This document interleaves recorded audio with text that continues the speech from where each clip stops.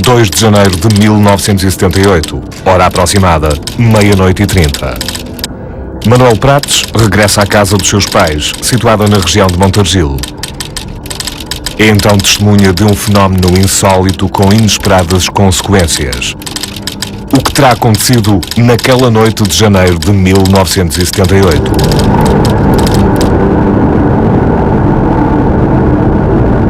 O nosso encontro imediato de hoje refere-se a uma situação ocorrida no dia 2 de janeiro de 1978, no interior rural alentejano, perto de Montargil.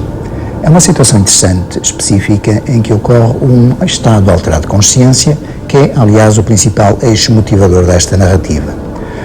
O essencial que fica é que ocorre uma hora de blackout da memória da testemunha, em que ela perdeu completamente o sentido da sua experiência. Vamos ver. Naquela noite de segunda-feira, Manuel Prates foi ver o filme Um Violino no Telhado a uma coletividade na região de Montargil.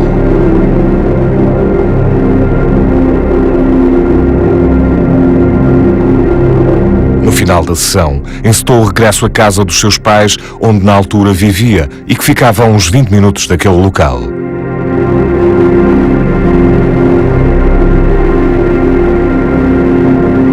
O caminho era escuro e sem iluminação elétrica, mas Manuel Prates já estava habituado a percorrê-lo. No entanto, a caminhada daquela noite iria assumir contornos intrigantes e inesperados. A uns 600 metros de casa, Manuel Prates sentiu-se repentinamente invadido por uma sensação estranha e incómoda que o impeliu a olhar para o céu. Reparou então no que lhe pareceu ser uma simples nuvem.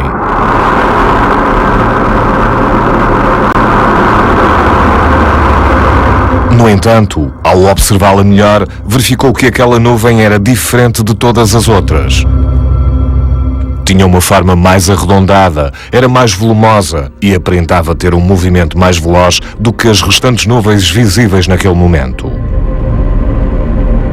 Intrigado, Manuel Prates parou para melhor poder analisar aquela estranha formação.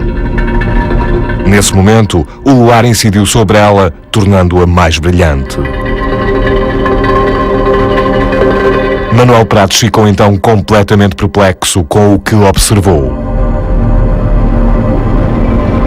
O que à primeira vista lhe tinha parecido ser uma simples nuvem, era na realidade uma espécie de massa gelatinosa que rodava lentamente sobre si própria. Incrédulo, Manuel Prates manteve-se de olhos fixos naquela estranha formação e aos poucos começou a sentir-se estranho, como se estivesse a ficar cada vez mais leve, mais leve, mais leve.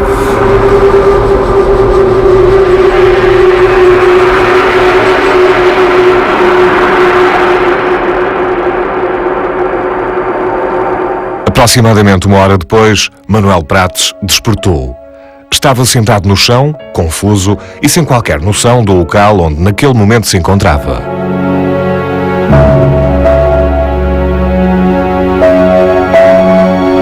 A sua roupa estava suja de terra e lama, o que indiciava que teria estado deitado no chão. Ao olhar à sua volta, apercebeu-se então de que estava a aproximadamente 80 metros de distância do local onde teria avistado a tal estranha massa gelatinosa. Tentou então recordar-se de como teria percorrido aquela distância. No entanto, sentia como que um vazio na sua cabeça e a sua última recordação era a do avistamento da estranha massa gelatinosa no céu. Ainda cambaleante, Manuel Prates dirigiu-se então para casa.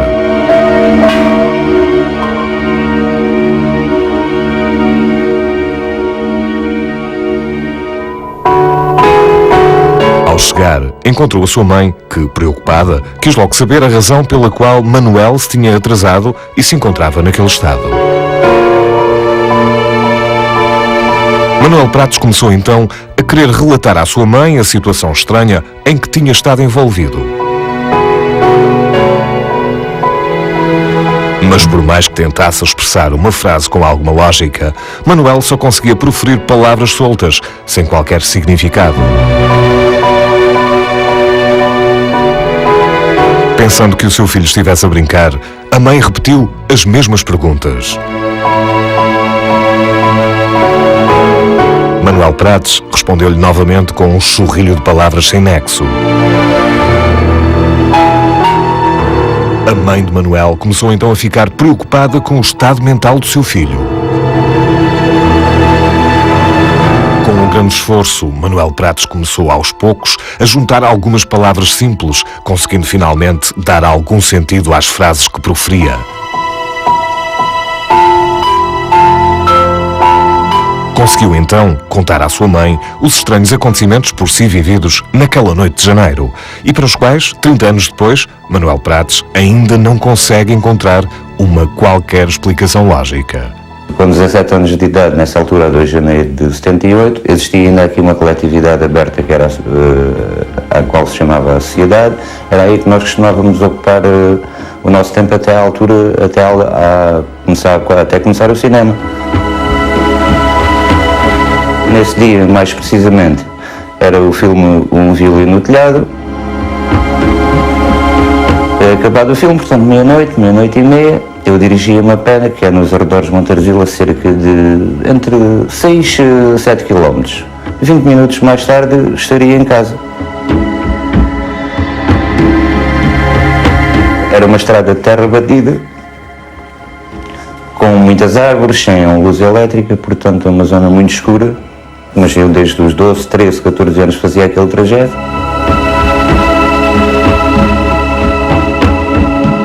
Porque ao chegar a determinado ponto do trajeto, que fica já 600 metros da casa onde eu residia, da casa dos meus pais, mais precisamente no Gavião Carvalhoso, Montargil, deparei-me com aquilo que me é dado a lembrar, uma nuvem sem forma, aquilo que eu chamaria, que eu pensei que seria uma nuvem. Eu olhei para ela, não havia luz elétrica na altura, não notei nela nem brilho, nem nada que me fizesse suspeitar. Sei que fixei os olhos nela, aquilo deslocava-se, havia umas árvores de fruto, laranjeiras, alguns pessegueiros.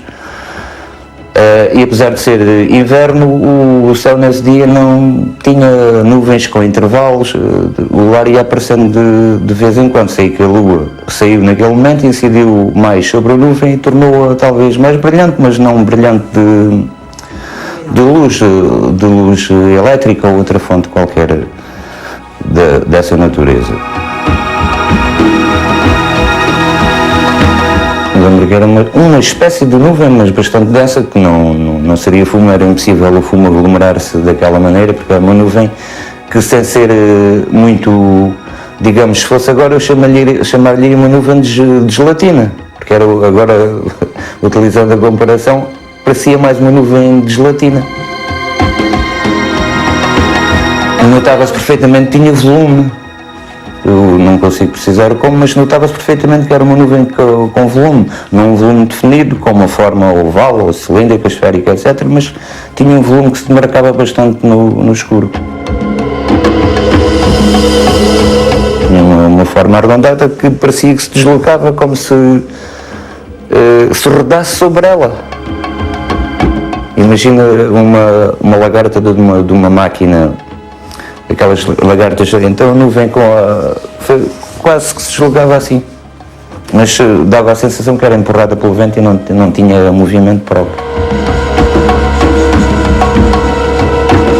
Lembro-me de talvez, mas pode ser sugestão, uma espécie de leveza, uma espécie de... Sei que comecei a perder a percepção lentamente, portanto comecei a ficar muito levezinho a partir daí.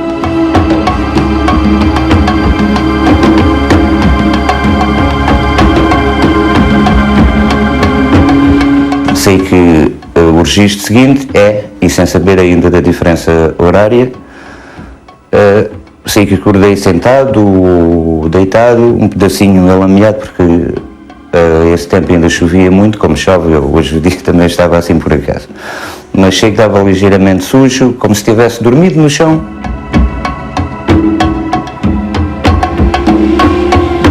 E fui para casa sem... não me lembro de ter notado assim grande diferença, apenas um certo vazio, mas eu não suspeitava disso.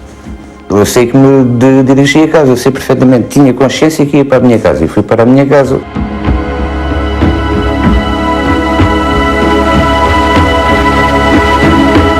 Quando lá cheguei, já a minha mãe, que não estava habituada a que eu demorasse tanto tempo, já estava preocupada, já tinha saído de casa, tinha ido percorrer lá os arrabalos à volta à minha procura e já estava à minha espera.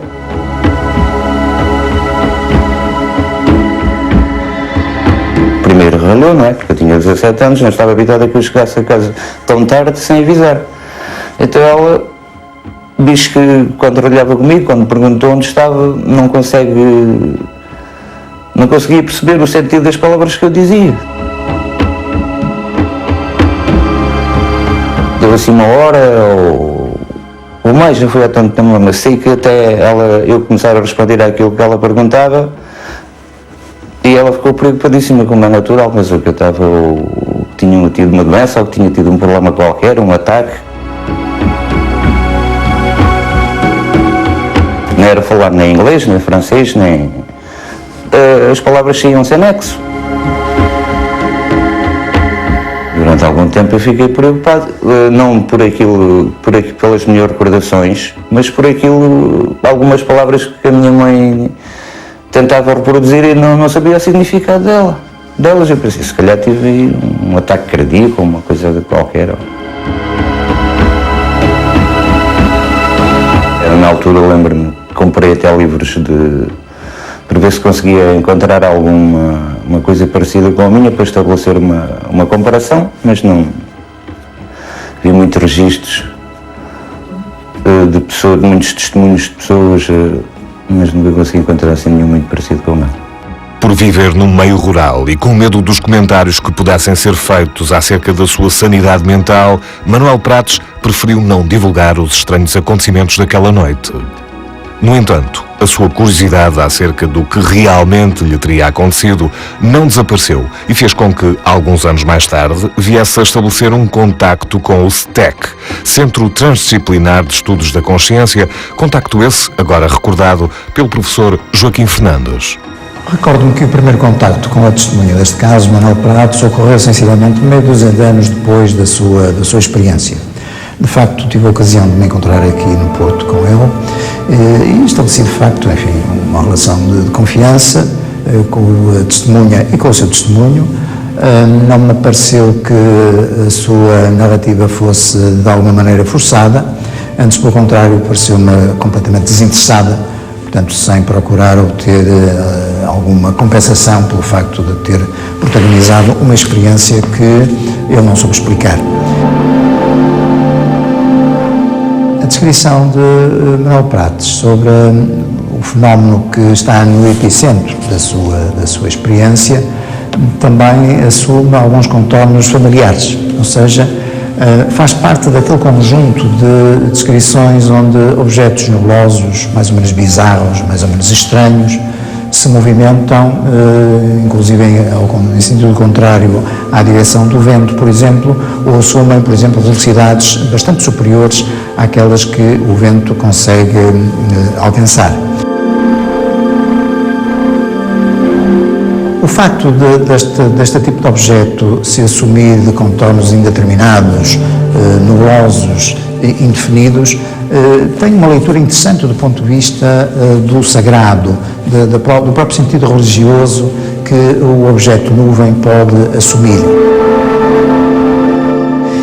É de facto um fenómeno que está muito ligado, por exemplo, às epifanias, ou seja, às aparições de entidades celestes das grandes religiões.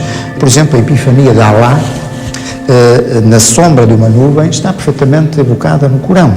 Assim como Javé teria confidenciado a Moisés quando diz: "Eu virei a ti na espessura de uma nuvem".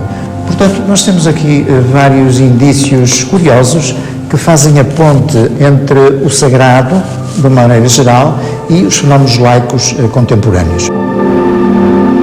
Uma outra hipótese relativa à estranha massa nubulosa avistada por Manuel Prates foi a de que esta poderia ter sido resultante da ionização da atmosfera, provocada pela queda de um meteoro.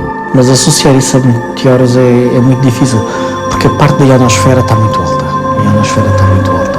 Nós não estamos na ionosfera terrestre. A ionização que eles fazem em alta velocidade está muito localizada no sítio onde passam. Provocam a ionização, mas na parte baixa da atmosfera a ionização que é feita, passado uns segundos, desaparece porque voltam a apanhar eletrões, recombinam e tornam-se neutros. Na impossibilidade de ser efetuada uma análise profunda à natureza da estranha massa gelatinosa observada por Manuel Prates, a investigação deste caso concentrou-se então na avaliação psicológica da testemunha e do seu relato. O que se passa aqui é que alguma coisa aconteceu, não interessa. Há muitas coisas que acontecem nos seres humanos em que nós perdemos os sentidos. E muitas vezes, quando nós perdemos os sentidos, em alguns casos, não é só na epilepsia, a pessoa pode ver qualquer coisa como uma luz, um clarão, e em casos mais elaborados até o fenómeno do túnel com a luz ao fundo, como acontece às vezes nas cirurgias, que são fenómenos que hoje são muito bem explicados pela neurofisiologia, são perfeitamente naturais. À semelhança de outros relatos, não é? Este, muito mais simples, aponta sempre na mesma direção. E eu estou a falar como investigador na área da psicofisiologia, da relação entre o comportamento e o cérebro. Não me pronuncio sobre mais nada, porque não sou perito nas outras áreas. Mas a este nível, e da psicologia experimental, este caso é extremamente simples de perceber. Aconteceu qualquer coisa com ele, não fora dele. E depois há uma recuperação de memória que é uma construção pessoal. Agora, todas aquelas afirmações que ele faz sobre o que viu é de certeza absoluta, posso quase garanti-lo, muita construção posterior. Contudo, os sintomas apresentados e relatados por Manuel Prates podem também apontar noutras direções. Normalmente as pessoas, quando perdem os sentidos, entram num mundo onírico mesmo, estão mesmo no mundo onírico. Neste caso aqui a pessoa não se lembra, perdeu os sentidos e tem amnésia, não é? Em relação ao que sucedeu durante a perda dos sentidos. E depois, quando regressam ao mundo da natureza, a este mundo aqui, às vezes há uma pequena diferença entre a localização inicial, onde perderam os sentidos, e aquela onde regressam. Mas é uma pequena diferença, ninguém se preocupa muito com isso.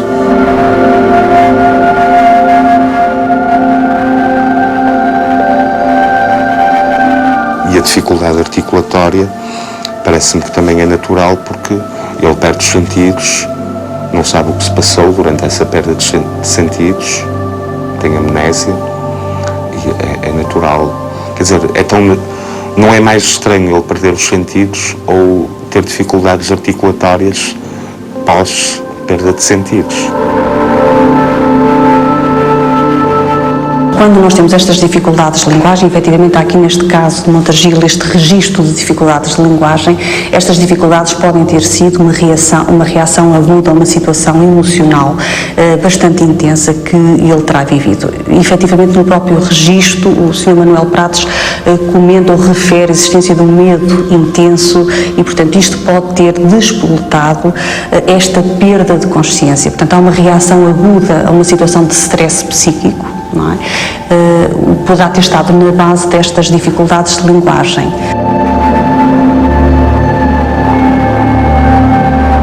E será que o facto de Manuel Prates repetir o mesmo testemunho 30 anos depois poderá trazer novos indícios à investigação? O facto de a pessoa repetir em entrevistas sucessivas do mesmo modo aquilo que vivenciou aponta para a veracidade do vivido, portanto, que não foi fantasiado, que não é mentido. O facto de chegar a pormenores que se repetem ao longo de várias entrevistas e com tanto tempo depois faz pensar que o que se passou foi vivido e que ficou com uma memória marcante. Houve houve uma memória não só psicológica, com muito impacto, mas que eu diria também marcada quase por uma memória corporal. É como se ele estivesse a reviver tal e qual aquilo que se tinha passado na noite anterior, em que ele refere ainda também as manifestações, sobretudo ligadas a uma dificuldade da voz, a um sentimento de vazio que repete de novo, um vazio que eu suspeito que seria um vazio não só emocional, falta de recordações, o que se passou, mas também um vazio, diria, físico, como se tivesse passado por uma situação que o tivesse esgotado fisicamente. Portanto, foi de certeza uma situação com muito impacto e que eu atribuiria veracidade vivencial. Sonho, desmaio, estado alterado de consciência ou encontro imediato. O que é que, na verdade, sucedeu a Manuel Prates na noite de 2 de janeiro de 1978? Gostaria de saber, essa é uma boa pergunta, fila a mim muitas vezes, mas não cheguei a conclusão nenhuma. O objeto descrito por Manuel Prates coincide, em última instância, com algumas descrições históricas narradas por outros testemunhos em outras situações, não só em Portugal, mas também no estrangeiro. Este caráter indeterminado, nebuloso, indeciso, está de facto muito associado a experiências subjetivas extraordinárias. O que fica naturalmente pendente é o estímulo, que natureza, que origem, eventualmente atmosférica, eventualmente natural, eventualmente artificial, mas quiçá também do foro do inconsciente da própria testemunha. Talvez nunca o possamos vir a saber.